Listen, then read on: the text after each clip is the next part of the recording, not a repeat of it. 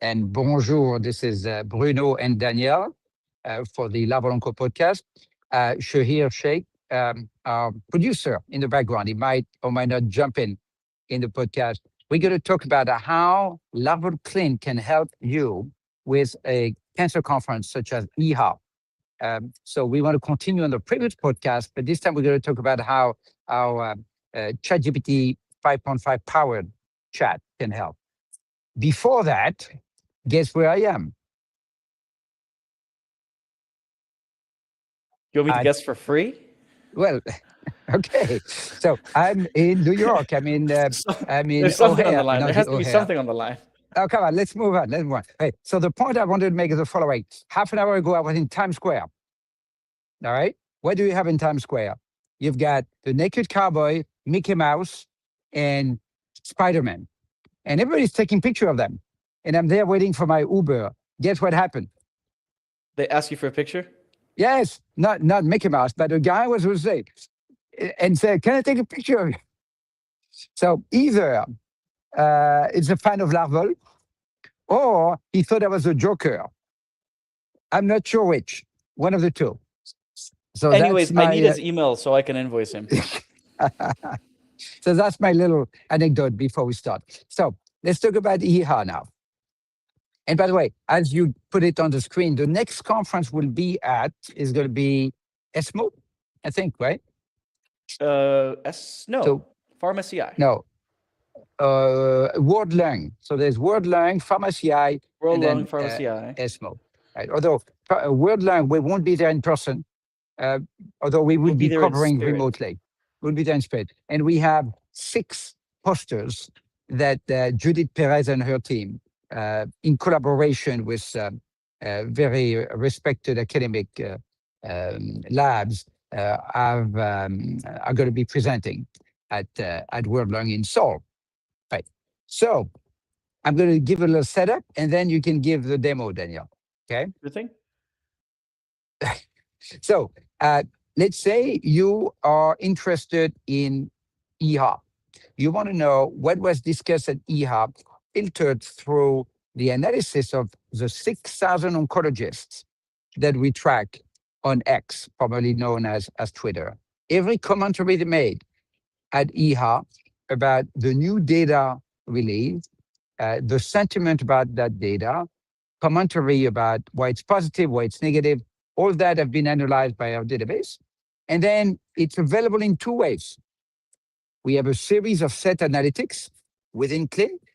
And then we have what Daniel is going to present today, which is our AI-powered chat can generate on the fly any analytics you want, or we'll see if it's any you want, but many analytics you probably want on an ad hoc, generated as you go, ephemeral UI basis. So microphone to you, Daniel. All right. Oh, I'm very excited for this, and I really wanted to demo it on the podcast today. So let's say I didn't go to EHA, and I'm actually not that aware. I haven't checked CLIN for it. So give me a summary. And I did 3 M's on there, don't know why, of what happened at EHA and what the top disclosures were. Click enter, and it's going to think, and this tool has access to the entirety of the CLIN database, and it's also intelligent, right? It has an intelligence layer on it. I think we have it connected to GPT-5 or something like that. And it's basically executing a plan, searching all the databases, finding all the information for the summary that it's going to try and give us, and then giving it to us in a pre-digested manner. Like, think about me right now as a baby bird and CLIN as my mother bird, and it's pre-chewing the food for me so I can just get the nutrition I need. And I think for clients that are looking for quick data, right, to look for more complex information and complex conclusions the concept I was mentioning earlier, some people call it ephemeral UI. Yeah. Right? So instead of being a set template dashboard like we have in SaaS traditionally, that we have in CLIN, here it's going to take the request and it's going to generate either tabular or in some cases graphical output for the user. So what we can see in here is it took like 7 tool calls, 9 thoughts, maybe 15 seconds. It's still putting together And the I summary, and it cannot gives hear me. Daniel. I don't know, Shahi, if you can hear Daniel. Oh, Um, hello. Perhaps it's only me. Jumping in from the background. Yes, Daniel's live and he's carrying on the episode. Please do, Okay, Daniel. perfect. So basically, it gave me a really nice executive summary. So it just said that EHA 2026 was bigger and more influential than the prior year, with more abstracts, more posts, more views, more attendees. It was a broad kind of mix of stuff, but the gravity was B cell and plasma cell malignancies, lymphoma, leukemia, and MM. And the leading mechanisms were CD20 inhibition, BTK inhibition, BCL2 inhibition, and CD3 directed immune redirection. Right? It gives you a snapshot of how many abstracts we had versus last year. So we had almost 100, like 14% increase, 54% increase in tweets, 72% increase in views, and almost an 88% increase in attendees. So this was fantastic results for EHUB this year. Make it a little bit bigger so everybody can see. It gives me a summary of the top research areas, right? So I don't have to no longer go into this. So let's see kind of what should I be aware of on what are the top trials for CD inhibitor presented at EHA? Right, all of this is reference data. So if we click in on any of these, it'll take us to another part of CLIN, right? So EHA 2026 abstract is going to take us to the conference page for that, so on and so forth. This is really, really good if you're trying to get quick kind of comparable insights for all the information that we have on CLIN, right? If you're trying to see maybe the change of sentiment by date, this is a great place to find it. If you're trying to see kind of a specific snapshot of sentiment for a particular subset of trials, and that category of trials can be, oh, I want all the trials that are looking at, say, I don't know. Yeah, I want all the trials that have the same MOA as Starglow. And I want the sentiment for them and how that changed between EHA this year and EHA last year. And the MCP is smart enough that can generate that, right? So let's actually ask for that right now. So Starglow, I want all the sentiment at EHA for all trials with the same MOA as Starglow. I want total views,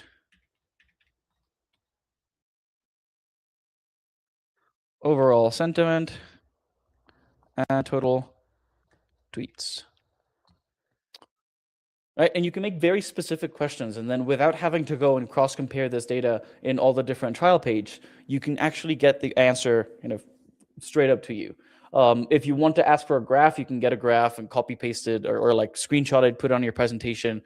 So it's a really, really good tool if you're trying to put together either a deck to present to the rest of the company, or if you're trying to get insights on, okay, how was the data for my particular drug or my particular brand, right? Or our competitors' data compared to ours. What was the sentiment gauged on this conference, whether you attended or you didn't attend?